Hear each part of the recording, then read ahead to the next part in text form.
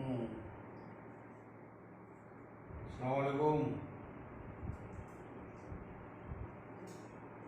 শুভেন্দু অধিকারীকে আমি বলতে চাইছি, আপনি কি মুখ্যমন্ত্রী হওয়ার জন্যে নবান্নে অভিযান করলেন যে আপনি মুখ্যমন্ত্রী হবেন নাকি?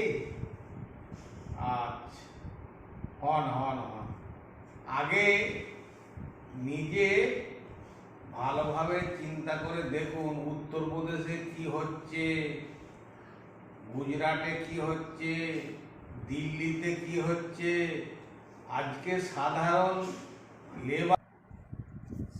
সাধারণ মানুষ যারা দিল্লিতে, বোম্বে, গুজরাটে, আহমেদাবাদে, বিভিন্ন জায়গায় উত্তরপ্রদেশে কাজে গেছে, তাদের ঘরে হিন্দু মুসলমান করে বাংলাদেশি বলে মারধর করে তাড়িয়ে দিচ্ছে।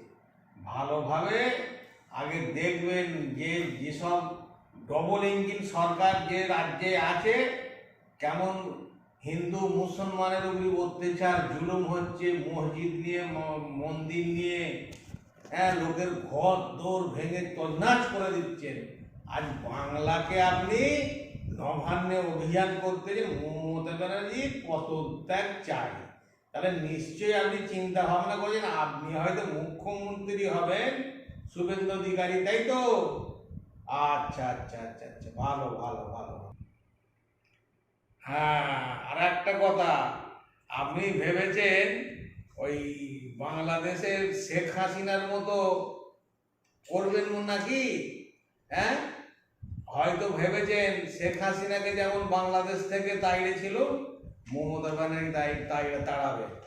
মমতা ব্যানার্জির হিন্দু, মুসলমান, জৈন, খ্রিস্টান সকল ধর্মের জাত মমতা ব্যানার্জির দিকে আছে, থাকবে আজীবনকাল। আর একটা কথা বলে দিই, সেঞ্চুরি কাকে বলেন? 100 রান করলে সেঞ্চুরি হয়, তো এ 50 হাফ সেঞ্চুরি হবে। মমতা ব্যানার্জি যতদিন থাকবে ততদিন বাংলায় তৃণমূল থাকবে।